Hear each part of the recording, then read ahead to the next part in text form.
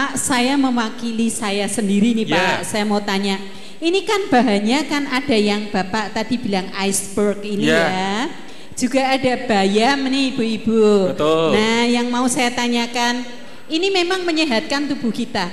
Namun kalau ini dibuat dalam bentuk yang fresh begini Pak, tanpa direbus, bagaimana menanggulangi supaya ini kan kita nggak tahu Pak, proses penanamannya mungkin banyak pestisidanya atau juga pupuk-pupuk yang lain. Nah, ini cara mencucinya gimana Pak? Mungkin biar ibu-ibu semua juga tahu. Yang jelas untuk semua sayuran saja. Semua sayuran ya, paling aman adalah dicuci dengan air mengalir. Air mengalir ya. Kenapa kok air mengalir? Kok enggak baskom, dikasih air, terus dicelup-celup, dikocok-kocok? Enggak. Kita enggak bisa seperti itu. Kenapa? Kalau seandainya diberi semprotan kimia dan lain-lain, itu ya sama aja Bu. Cuma dikocok-kocok supaya kena semua malahan. Itu. Jadi kita butuh pertama air mengalir. Yang kedua, garam. Garam itu dulu sempat dibilang ya, katanya kalau brokoli kemudian direbus menggunakan garam itu cacingnya pada mati semua, keluar semua, ya kan? Nah, sebenarnya kalau di yang setahu saya, garam itu bukan tujuannya mengeluarkan ulat dan lain-lain, bukan. Garam itu tahu enggak Bu, kenapa kok bagus? Garam adalah pengawet alami, itu garam. Teri contoh, itu diawetkan dengan menggunakan garam. Itu. Nah, tapi fungsi utamanya garam adalah bukan itu. Merebus menggunakan garam. Artinya apa? Mineral di dalam sayur itu tidak akan hilang. Itu fungsinya. Garam itu mineral. Oke, jadi air mineral, air garam yang sudah dipanaskan, kemudian ada sayur masuk. Celep. Hasilnya apa? Sayur ini tidak akan mengeluarkan mineralnya. Karena apa? Airnya sudah mengandung mineral. Itu sebenarnya. Jadi bukan saya ngerebus brokoli supaya bersih, supaya asin, ya enggak gitu. Itu. Oke. Jadi fungsinya yang utama sebenarnya itu untuk tidak mengeluarkan mineral dari si sayurnya. Itu. Oke. Nah, kalau untuk pengawet jelas. Itu memang garam ada kandungan pengawet, garam dan gula itu ada kandungan pengawetnya, seperti itu. Ada lagi mungkin Bapak Ibu yang mau ditanyakan? Sebentar Pak. Ada yang masih tidak doyan mungkin, rasanya mungkin ada tetap langu atau gimana? Untuk yang apa Ibu?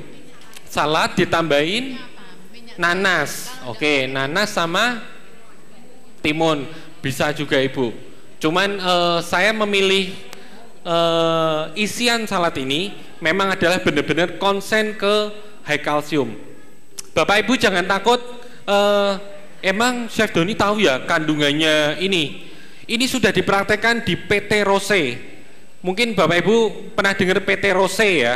Itu adalah benar-benar konsentrasi ke kalsium untuk tulang. Jadi semua pengobatan kalsium mereka sudah lakukan, sudah mereka eksperimen terus.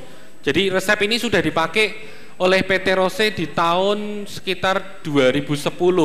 Itu saya demo di keliling Indonesia waktu itu dengan memakai menu ini.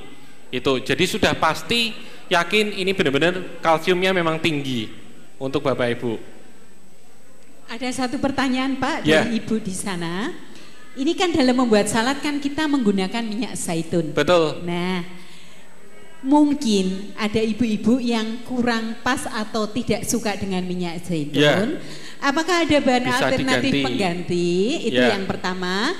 Dan yang kedua, seandainya kita ini tidak suka dan tidak mau dicampuri dengan minyak, apakah ini akan mempengaruhi taste-nya di salad ini, Pak? Terima kasih. Jadi Bapak Ibu tadi makan ada sedikit minyak-minyaknya ya, betul ya? Nah, di situ ada bawang putihnya, betul ya? Nah, minyak dan bawang putih itu adalah suatu hal di mana bawang putih ini tidak akan terlalu sampai nyegrak, Bapak Ibu. Jadi kalau misalnya teknik Western ya, kita menyebutnya adalah dressing. Dressing adalah campuran minyak di mana kita menggunakan flavornya itu keluar ke minyak. Karena minyaknya itu sudah kita pakai bagus, kemudian ditambah dengan flavor, akan menghasilkan penyebaran flavor itu. Flavor itu jadi rasa. Artinya si bawang putih ini tidak akan terlalu sampai nyegrak, karena sudah menyebar, sudah menjadi satu. Itu. Nah, untuk yang pertanyaan awal tadi adalah jika tidak suka minyak zaitun ya. Sebenarnya minyak zaitun itu sangat bagus. Cuman seandainya Bapak Ibu sampai tidak suka mungkin karena baunya atau mungkin rasanya, bisa diganti dengan yang lebih plain, lebih tawar, yaitu canola. Itu juga bagus sebenarnya. Cuman dari dulu terkenalnya itu zaitun selalu. Ya, bisa diganti dengan canola. Di bawahnya canola adalah sunflower. Itu adalah di bawahnya. Pak, maaf saya kata, kalau yang dimaksud minyak canola itu kandungannya atau terbuatnya dari komposisi apa? Kalau sunflower itu mungkin dari biji matahari ya. Betul. Pak? Nah, kalau untuk canola adalah memang tumbuhan canola. Itu jarang sekali memangan. Itu. Kalau di Indonesia tidak ada pengolahan minyak bunga matahari, itu tidak ada. Sama, minyak bunga canola itu tidak ada sama sekali. Atau minyak zaitun bikinan Indonesia setahu saya belum ada posisinya. Itu. Jadi kita pasti mengandalkan luar. Canola sama seperti tumbuhan juga seperti sunflower dan ada yang lain-lain lagi Mas Yan. Cuma urutannya kurang lebih seperti itu. Gitu Bapak Ibu. Cukup jelas Ibu pertanyaannya. Barangkali kalau ada pertanyaan yang mau disampaikan lagi Bapak-bapak, Ibu-ibu sebelum kita memulai.